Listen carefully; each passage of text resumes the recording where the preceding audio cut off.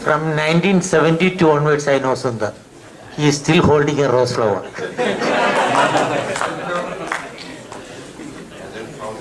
So, my dear friends, Chandragupta Institute of Management, Patna, 10th Foundation Day. Founding, right? Creating or starting something. Beginning something is, I suppose, more or less easy. Anybody can start. In fact, even I started an institution. But to sustain it, but to evolve it, but to develop it, but to enable the growth of it, to enable the expansion of it, is the real work. So I used to wonder why there should be a foundation day or a founders day. Like a birthday, it could be a reminder to the managers and the leaders of the entity to consider the original mission, that original vision, and to give more life to that.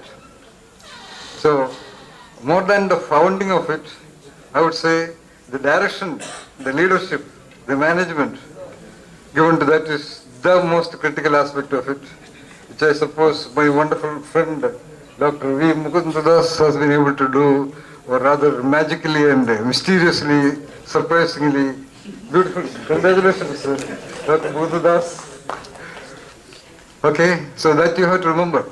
Even when you come across your Founders Day, I mean the birthday of you, my dear children, hello, you have to reconsider why you are here, why I am here, who founded me, what founded me,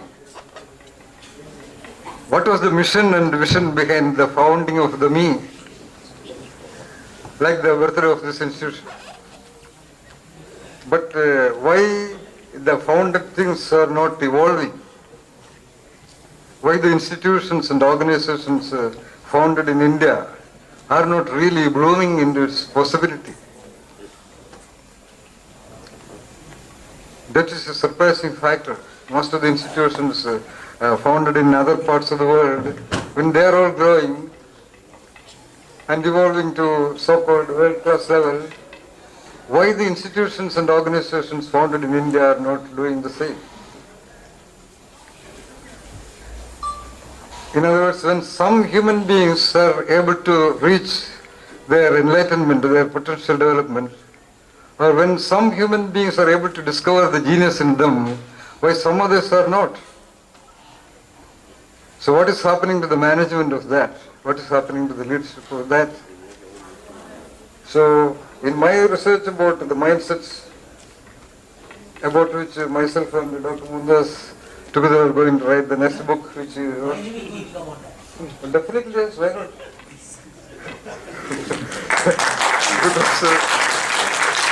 Because if he had not told me, I would not have written that.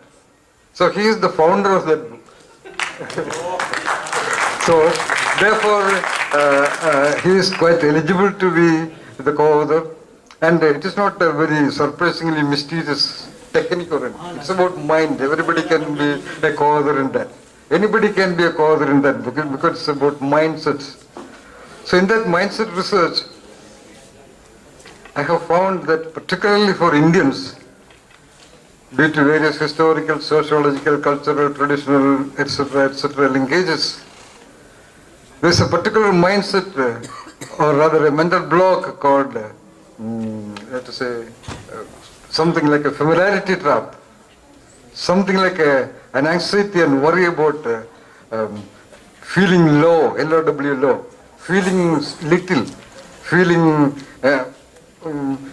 below, because that is the kind of classification somehow very surprisingly Indian mind has created. When we talked about Vasudhaiva Kudumbakam and Aham Brahmasmi and Ayamatma Brahma and whatsoever, we are a very wonderful mind where human beings have been classified into the low to the up. So as a part of that to be low by money or by wealth or by possessions or by education, by role possessions or whatever, is something bad, is something spontaneously humiliating. In our psychology, we call it the anxiety and fear of humiliation. Not that somebody insults you, not that. That's the word we can say. Feeling low. Nobody is humiliating you. Like, it is actually perpetuated in our films, in our stories. For example, I saw a film some time back. A son has gone to a distant town in search of job, and one day the father happens to reach there in search of the son, and the son had told the parents that he was working as a manager. So reaching in the city, the friends tell the father that he's a driver, and suddenly the father cries out, "Oh, he's only a driver. My God, he's only a driver." Then I wondered, what about the n number of drivers who would be seeing that film? What would be the mothers, the fathers, the husbands, and wives who would think about them? My father is only a driver. Whereas when I was guiding the Indian part of a doctoral program of international research, PhD in international studies, something like that. So I was receiving a group of 12 students at the Ahmedabad airport, and I was accompanying them to the place of residence. Then I asked them, "Who are you? What is your father?" So one boy said, "My father is a professor," and so on. And another boy said, "My father is a senior manager in what company?"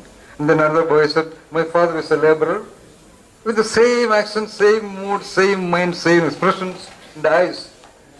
Then I asked him, "What is that?" He said, "My father works in a medical company, so the medicines are packed and kept in the godown underfloor. So he carries it in the head and climbs the steps." He talks about it like my father is doing research in NASA, whereas an Indian mind would feel humiliated.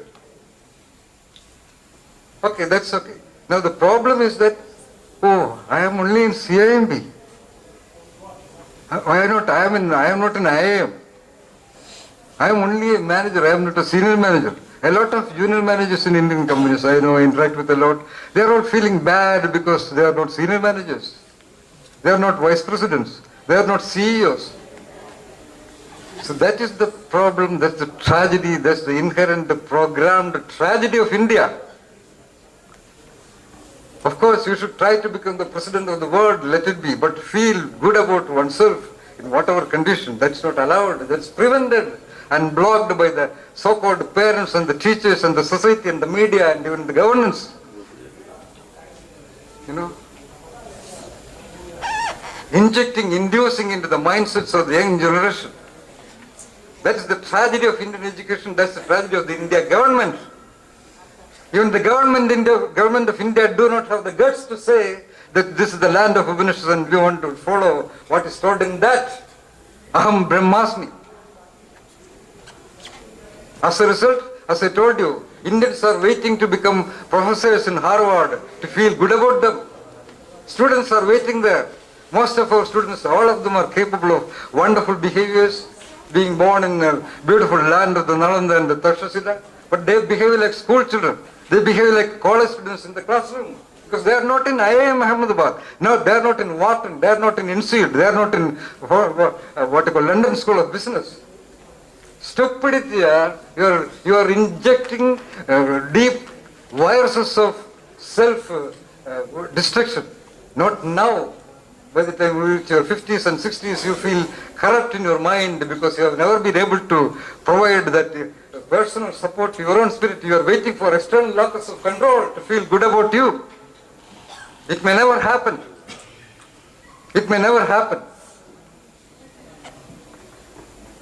So do not wait for that. What do you want to say about this? A rose is a rose, it's a rose.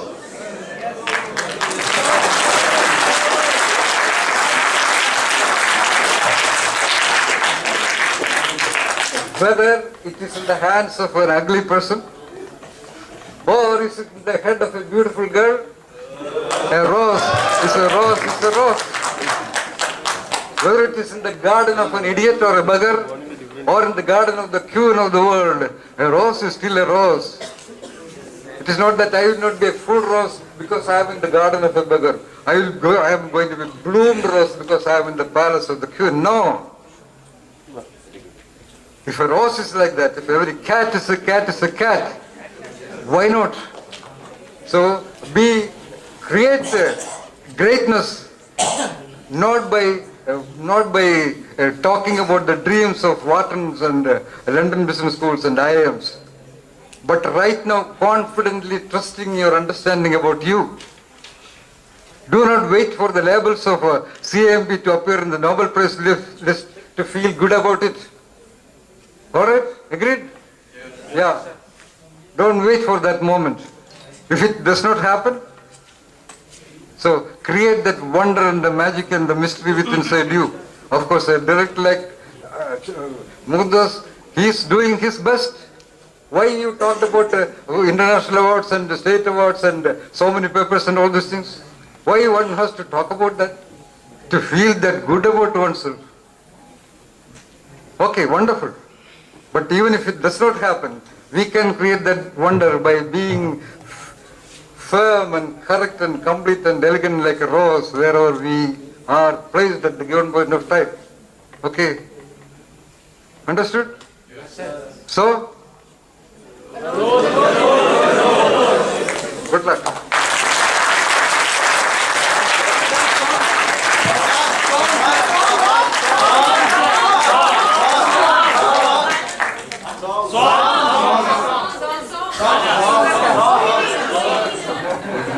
Going